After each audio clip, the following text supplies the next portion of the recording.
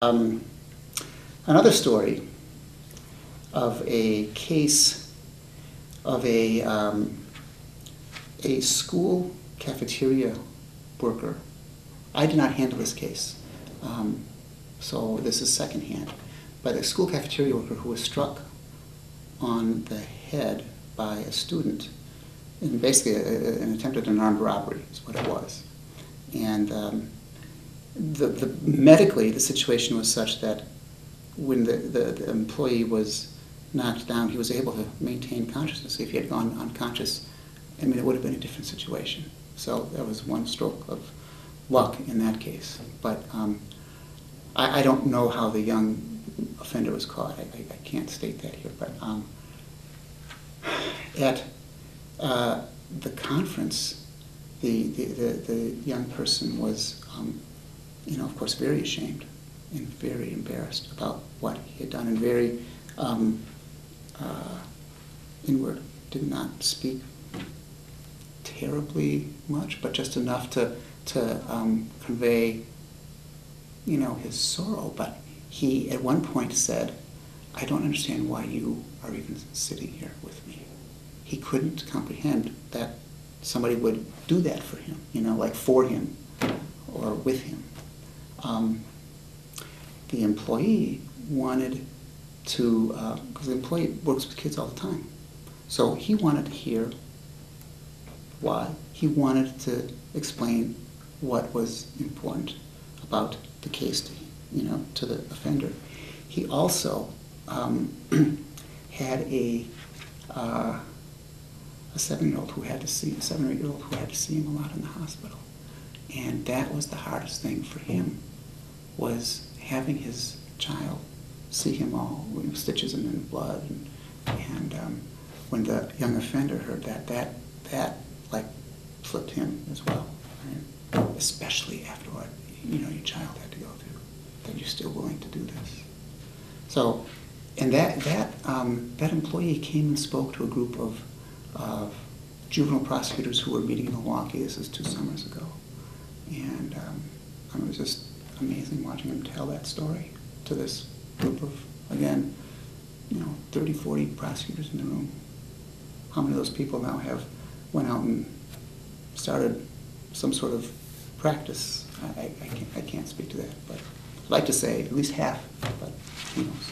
But still, those kinds of stories are obviously, the kind of compelling things that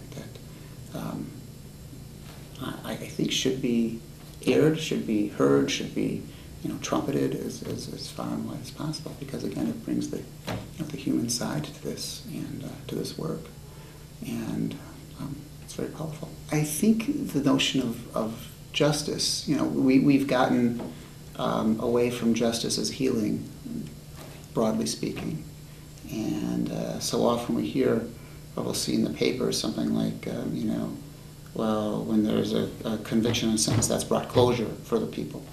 I mean, it might for some people, and that's the point of this, of having this as an available process, is that the typical system doesn't always do that, and probably less frequently, actually.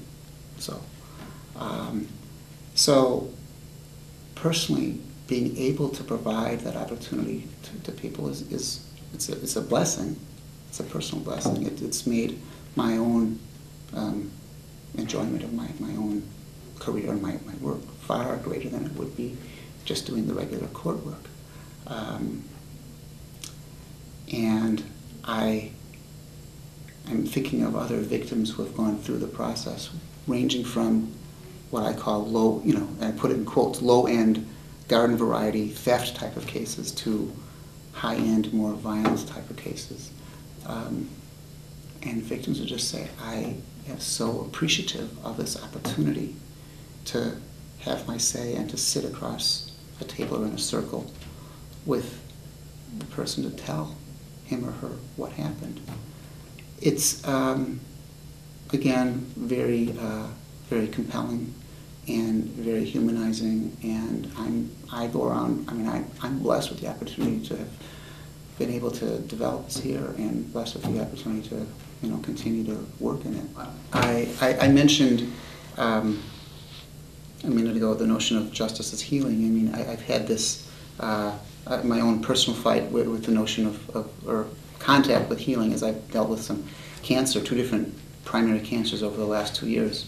And I'm doing fine.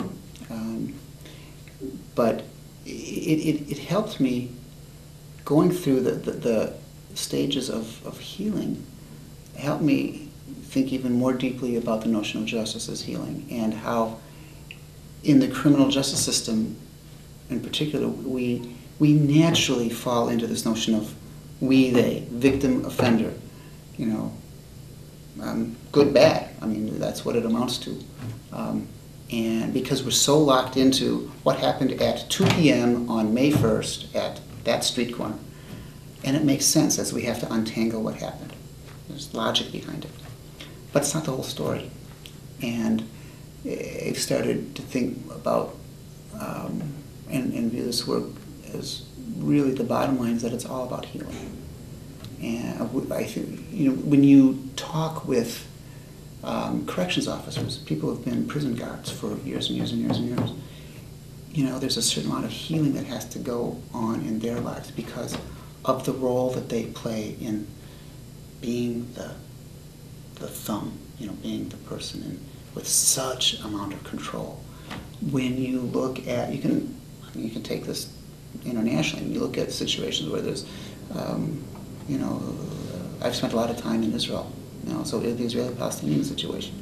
Israel with all this notion of security with this immense military power, but they're also with the thumb, pressing down. What is that costing to Israeli society? Same notion. Where's the healing going to come from there? Criminal justice system. I mean, it's pretty clear. We put all this resource. We spend all these resources on catching offenders. We don't really spend resources on the word rehabilitation, which is really healing. I mean, that's what it's about, and it's perfectly fine to have that as a goal in a correction system. We miss out so much when we don't bring in the people who have been impacted by an offender's story to tell the story, because they're going to listen to them much more than to the expert wagging his finger, the person who gives the lecture.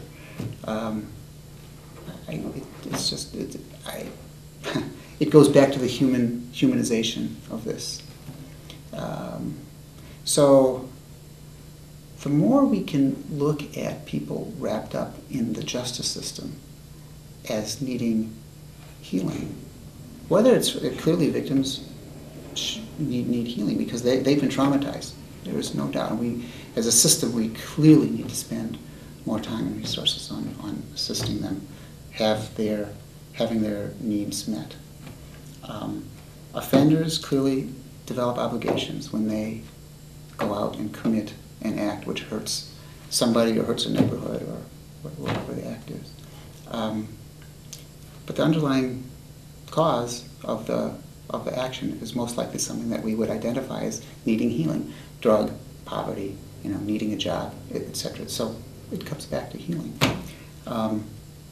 Today, how do we teach that in law schools? That's pretty hard, I think. I mean, because after all, the prevailing culture in a law school is still, top of your class, competitive, adversarial. It's all about this, and where's the collaboration in there? Now, you might collaborate with, a study group. That's something. So how do you build on that? How do you remove the competition piece? I'm not sure. I mean, I know of classes that around the country. Clearly, there's one here, in Marquette. There's a lot going on here at Marquette, which is wonderful. And the fact that we have both these 2 major institutions in Milwaukee pushing a restorative agenda, parallel and together at times, is wonderful. Now, where it's going to lead to, we haven't imagined that yet. But there's just a lot going on here.